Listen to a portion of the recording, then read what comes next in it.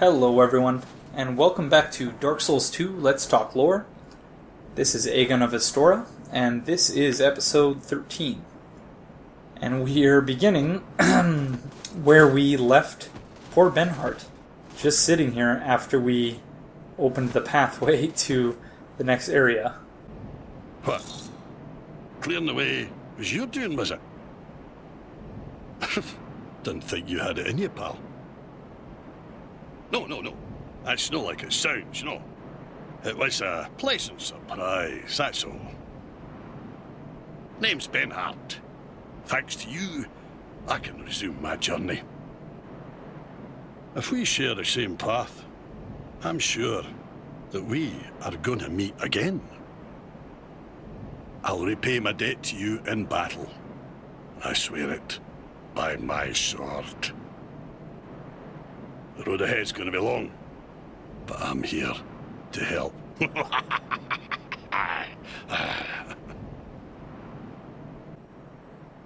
So as I mentioned at the end of the last episode, similar sort of demeanor to Solaire, in that he's very cheerful and quite willing to help, to a fault, I would probably say.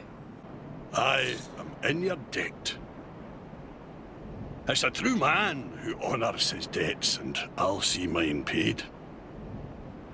I swear it by my ancient sword. I don't know how or whether that those similarities prove at all my conjecture about lesser souls continuing to have influence over the land. But certainly it's an interesting thought. I am not going to forget about the trap with the switch this time. Go get it, fellas.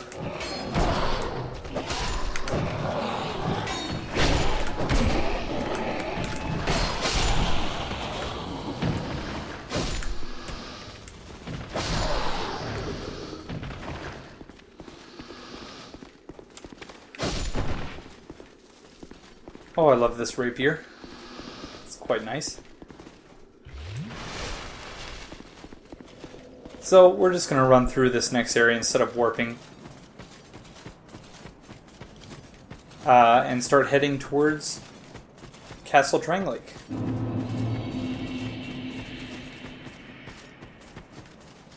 It's the fellow with the distended stomach feasting on a fading soul, although we've already picked up the fading soul.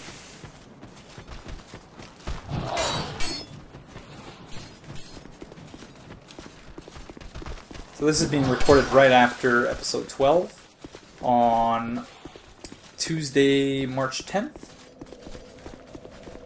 And yeah, I'm quite a few episodes ahead at this point, so I hope that none of you mind that I'm recording so far in advance.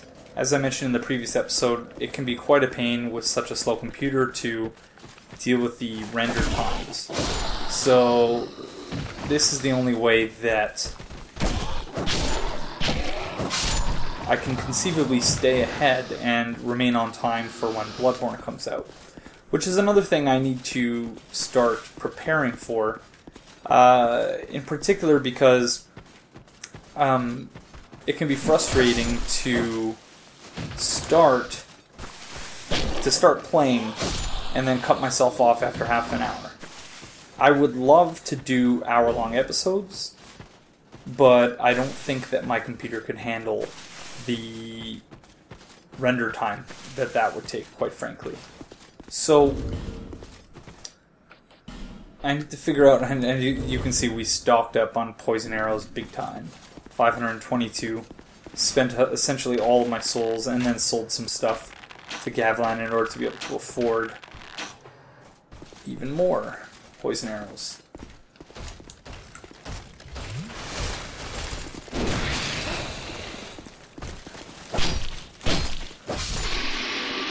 This fella will drop a Twinkling Titanite. Yes. So yeah, so I need to be able to figure out some way of doing the blind run without being restricted by the amount of time it takes to process each episode after I've recorded it. My initial thought is that I could simply continue on, just save the audio file as I've recorded it without processing it at all, save the video file, and then just move on and start recording the next episode.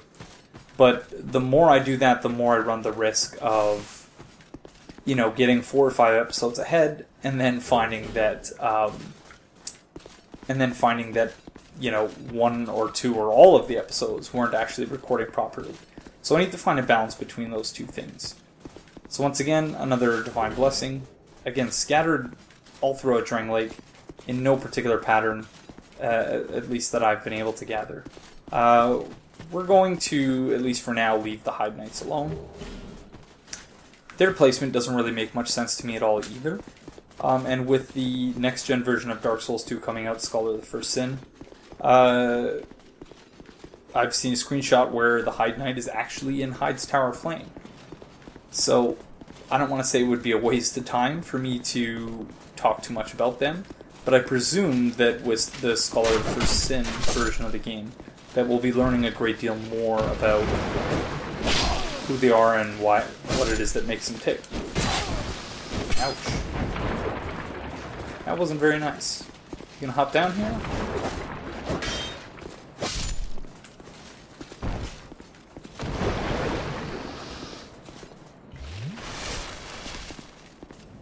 But we are finally making our approach to Drangleic Castle. And despite the fact that it was just daytime, it is now nighttime. I'm very surprised I was able to get that. I thought I would have had to switch to my longsword, but I completely forgot about that crystal lizard. And it's one of the better ones too, giving you 3 Titanite chunks each time. This castle is isolated. But nonetheless, you must forge on. To bring an end to your journey and mine. So again, we don't know what it is that motivates her, and why it is that our journey ends simultaneously with hers. There's not really a heck of a lot to go off of, other than some of Aldia's dialogue, which we'll get to in due course. But just keep that in mind for now. Ouch. Ouch.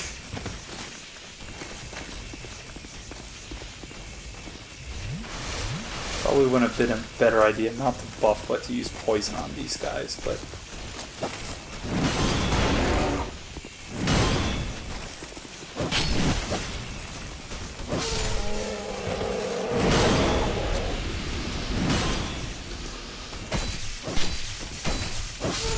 Although, that worked out pretty well. Macedon Gauntlets.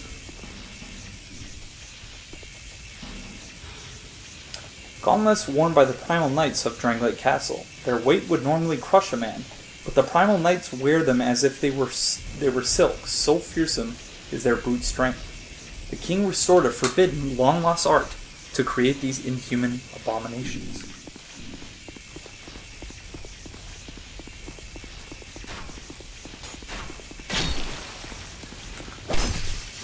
We're going to have lots to talk about very soon, especially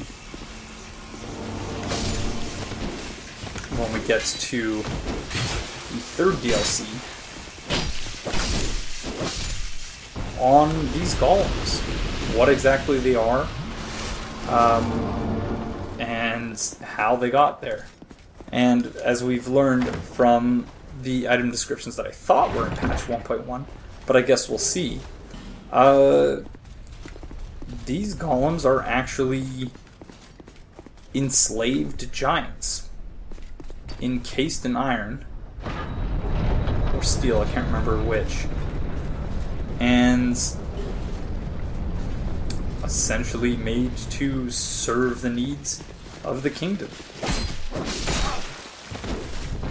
In ways that are just horrible when you think about the fact that, yeah, underneath whatever that substance is, iron, steel, whatever, is a sentient being that once had some sort of life and family and all that good stuff until Vendrick crossed the seas. But we're about to hear more about that now, so I'll shut up.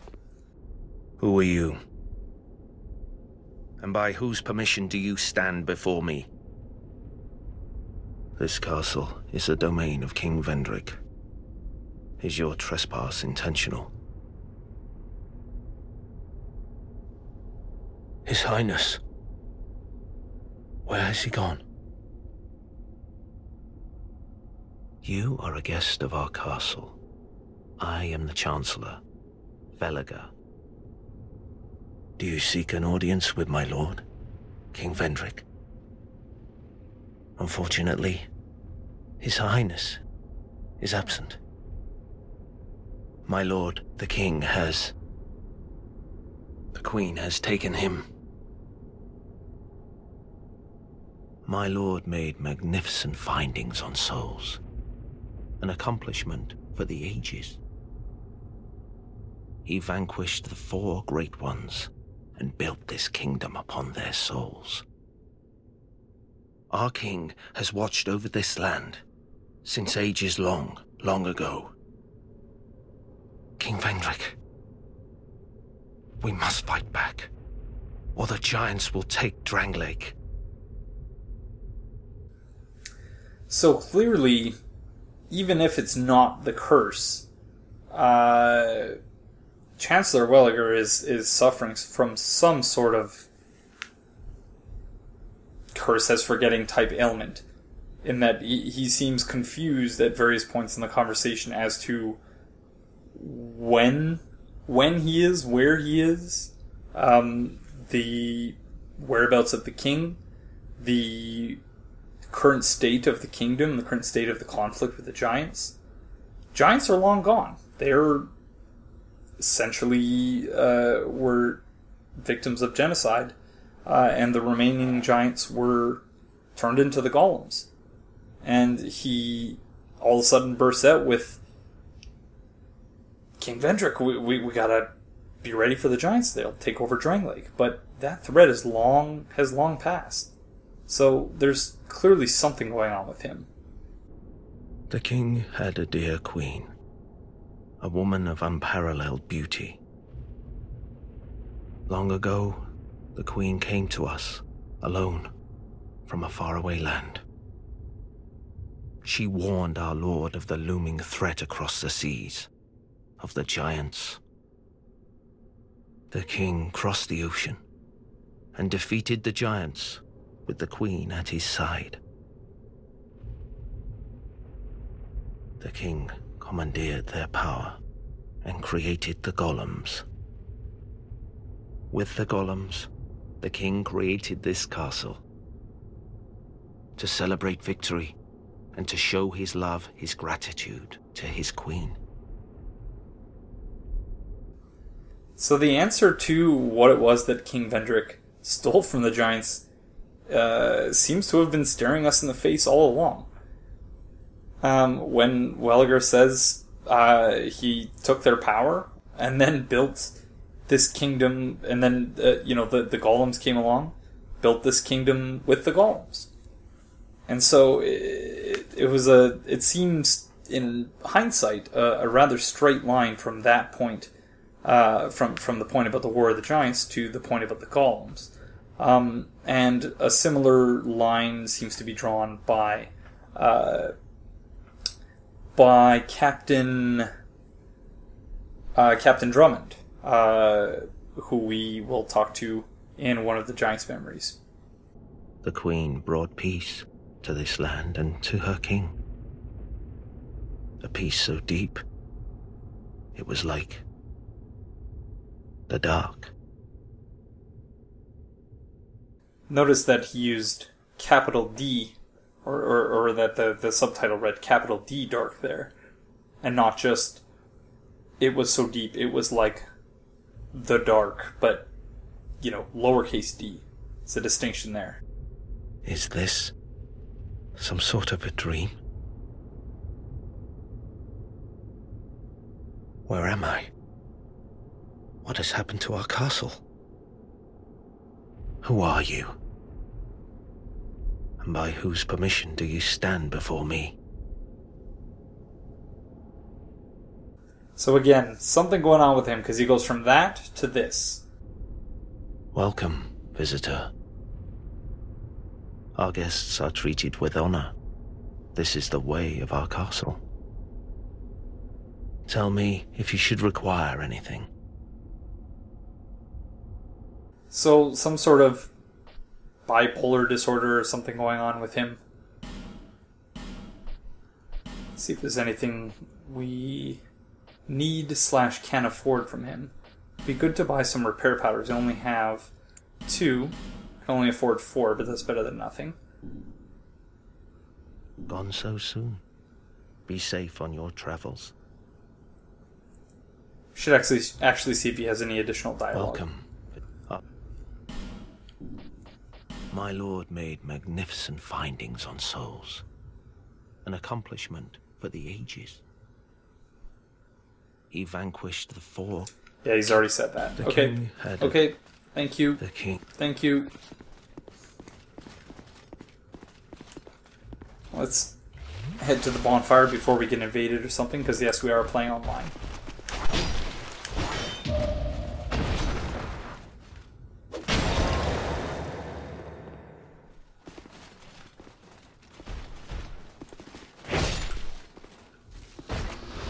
Hoping we can pick up some gear from Scion Knights.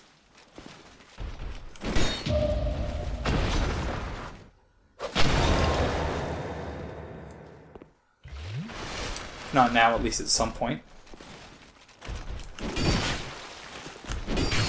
Ouch. Why am I trying to parry you? Ah. There we go.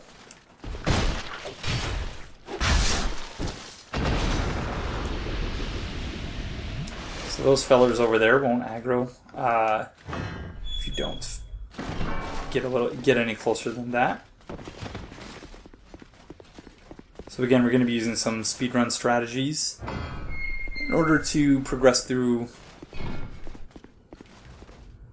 what's left of the game, and we'll do what we've done so far, and that is essentially when we find a spot that, or when I find a spot that I can speak a little bit more to in terms of the lore, have something original or interesting to say, or at least something that I believe to be original or interesting, I will stop and talk about it, but this is not 100% playthrough or anything like that, so you can expect a fair bit of just running through areas from here on out. And that includes the DLC, just given how large and expansive they are.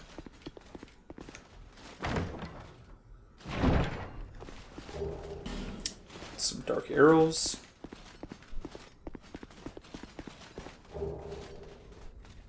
Soul of a Hero, Old Radiant Life Gem, and Monastery Charm. That's a nice pickup there.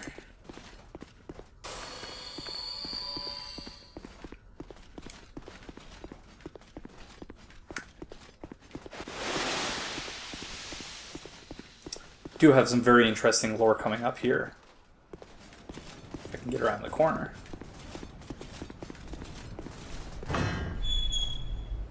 So the first is this room.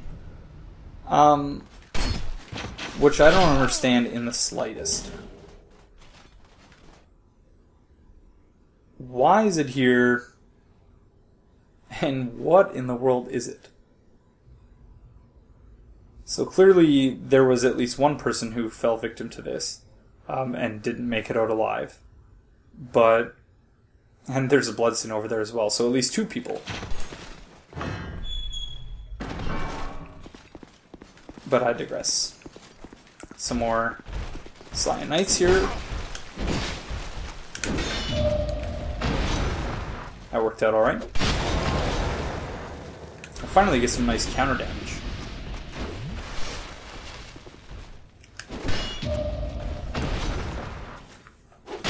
I'm very used to pairing with small shields, so I'm still getting used to pairing with medium shield.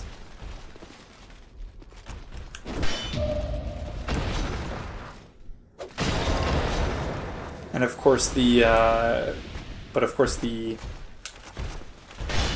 greatsword variants are much easier to parry than are the halberd Scion Knights. And no drops. So here we have an invader who,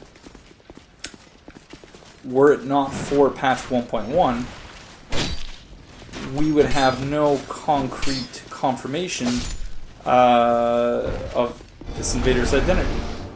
And what patch 1.1 did was it ensured that, and I mentioned this in the episode when we first met Lycia of Lindelt, it ensured that... Ouch!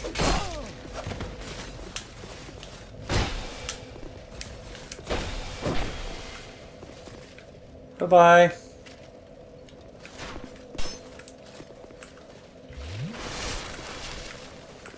It ensured that if you kill her at any other point in the game, another thing patch 1.1 added is the reward of the human effigy when you banish an invader, which is very nice to have. But if you kill Lycia of Lindelt, say when you first meet her in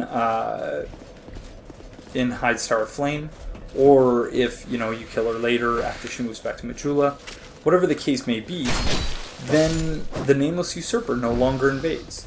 Whereas prior to patch 1.1, part of the evidence levied against those who claimed that the Nameless Usurper was Lycia of Lindelt was the fact that even if you killed Lycia, when your world and her world came into contact, even if you killed her, it did not matter. We're actually going to rest the bonfire here, because we've already dealt with... we won't be respawning any enemies that we've already dealt with, other than the one that's right outside here, but that's fine.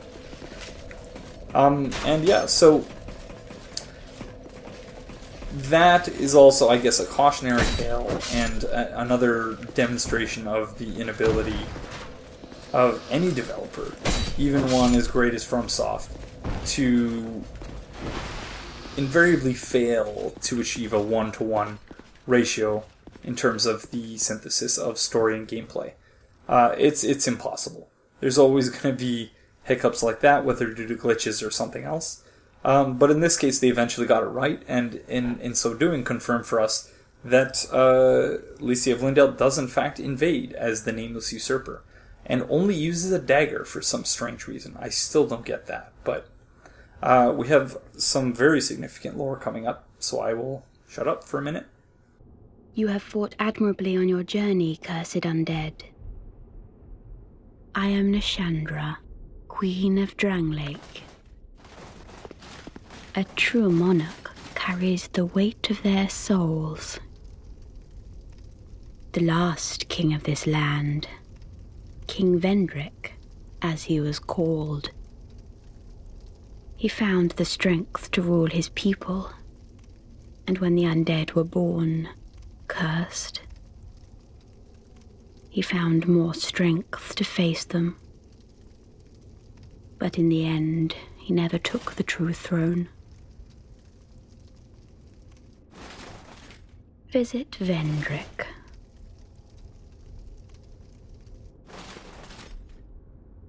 We have no need for two rulers. It's very, very ominous that all game everyone's been talking up Vendrick and saying how, yeah, he's the guy you need to go talk to. And then all of a sudden we meet this queen who is saying, visit Vendrick, we have no need for two rulers. And really just implying, yeah, I need you to go take care of this guy so that I can rule the kingdom, because he never took the true throne. So we're going to try and get this guy to knock his buddy down here. There we go. And his buddy is quite squishy, so... There we go. As I mentioned when first faced the Dragon Rider and High Star Flame, you can parry them, but they're staggered for so little time that it's ultimately useless. I thought he was going to stagger there. He usually does close to death, but I guess not. So this is another very interesting room, indicating perhaps that those two Dragon Riders, for some reason, one reason or another, were the treasurers of the castle. Not really, but that they were likely put in charge of guarding just massive piles of gold plates and goblets and jewelry and necklaces, and so this seems perhaps to be, a very disorderly treasury of some sort. I could be completely wrong about that, but I don't know what else to make of just the piles of gold just sitting around. It's very interesting. In order to fully understand what this room is all about, I would need to have some knowledge of just the iconography in here, like what stuff like this might mean, like what inspired FromSoft to include a design of this sort in this boss room. Those are the kinds of things that I would actually need to do if I were to do a much more in-depth run. So I will leave that for now.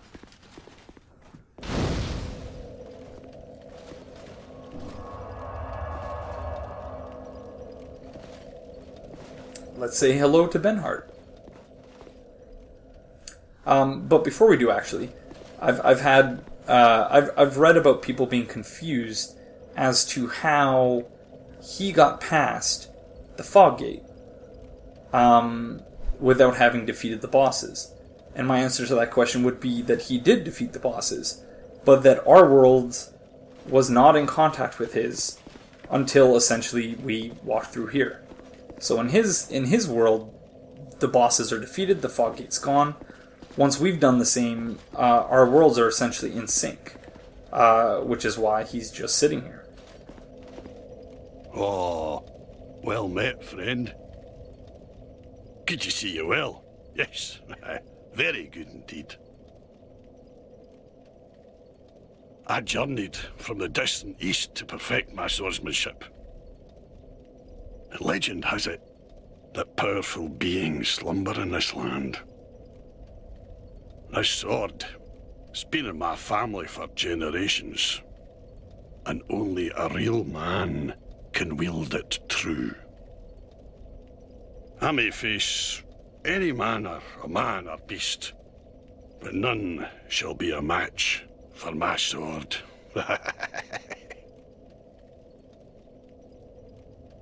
This land is a right mess, eh? King's gone. The people have a mad glint in their eyes. The land itself is overrun by terrible beasts. No better place to test my sword, eh? So again, not very much in the way of lore there. And our worlds are out of sync again.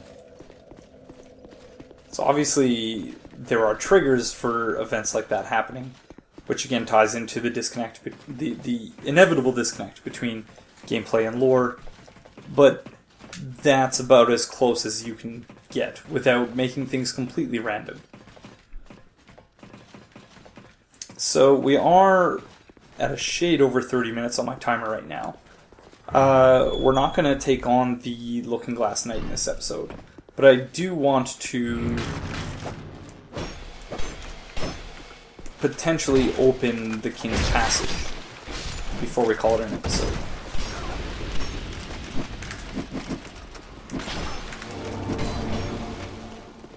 Ouch, I need to heal.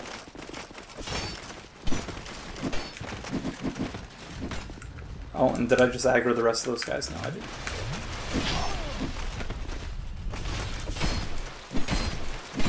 Jeez.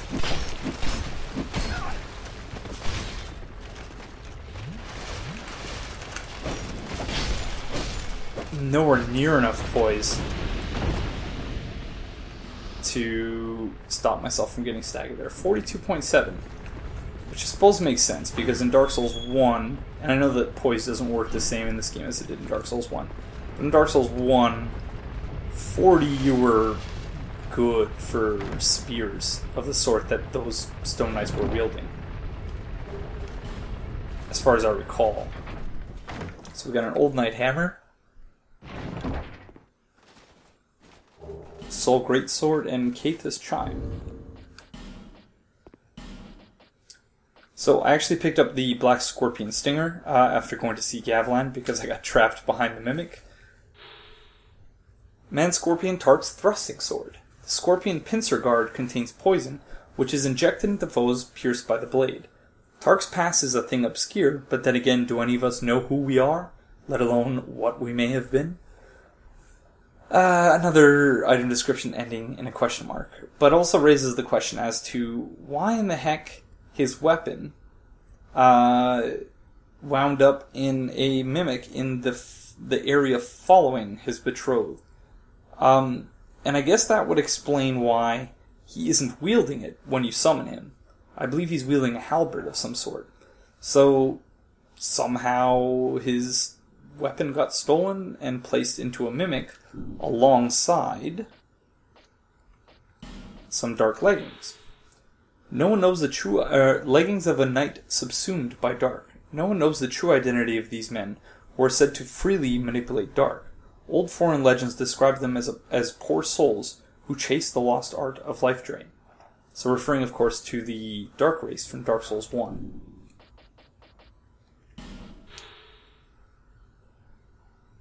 Caitha, the goddess of tears, is known as a compassionate being that is with us in times of tragedy, but some believe she is a demoness that guides us towards misfortune. Interesting. Hunter's Blackbow. I almost called it Black Bow of Ferris, which it essentially is. And similar lore to the leather set. In fact, the exact same lore of the leather set that we picked up earlier, indicating that yes, this is in fact the Black Bow of Ferris. Old Knight Hammer, wielded by a warrior from a time so ancient that there exists no record of his endeavors, has extremely low durability. Sometimes, just as a thing falls to pieces, it unleashes its last flash of great power. No idea what that means. No warrior matched the ferocity of unbeatable Lothian, but he abruptly retired from the battlefield and was never heard of again. Some say that he grew tired of the frailty of human foes and set off to slay the legendary dragon. So I don't know what these items are doing here.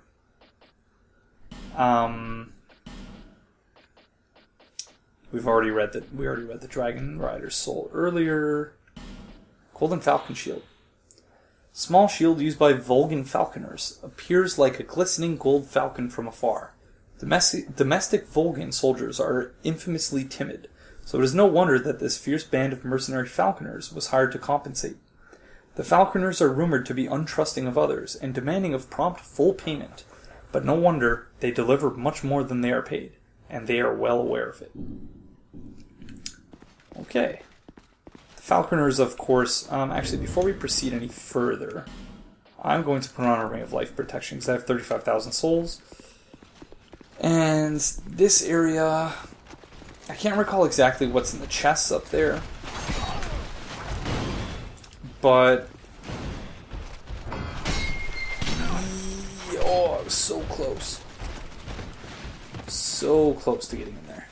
Can't recall exactly what's in the chest up there, but I don't think it's worth fighting. What is it, six Alon Knight captains? 4 Alon Knight captains.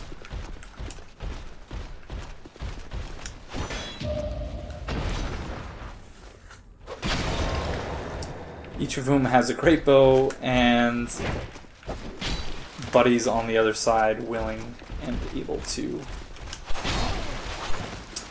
One parryable attack and one unparryable attack. Alright, let's do this, feller.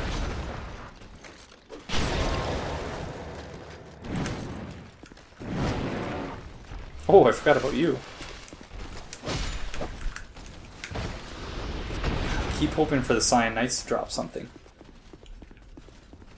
Because that is some extremely interesting lore. So now that the Primal Knight is over there, we can open the door freely without interrupting.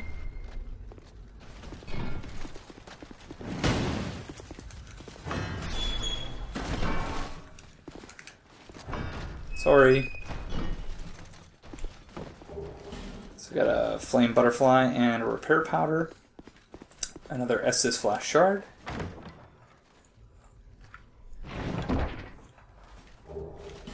That'll make 12.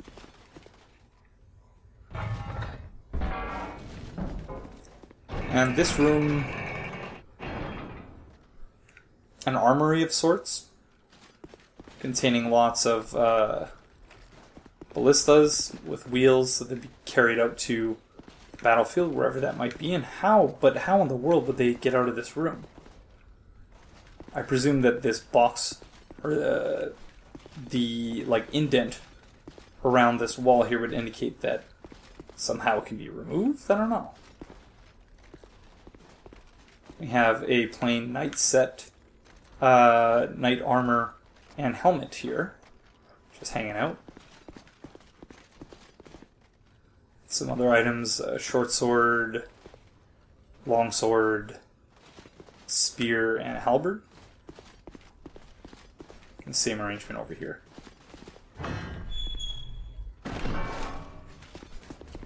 See if we can parry this guy before the Elan Knights get us with their great bows. There they are. Hey, fellas.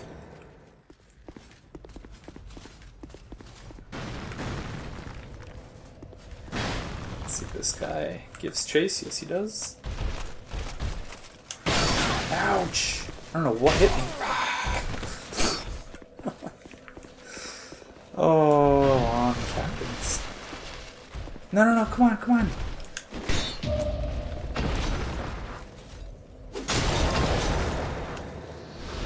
And no drop. I'm sure we'll get something from at least the ones in the Undead Crypt. But since we're back at the bonfire, and I'm almost at 40 minutes at this point, we're going to call it an episode here. So this has been Aegon of Astora, and I will see you in the next one.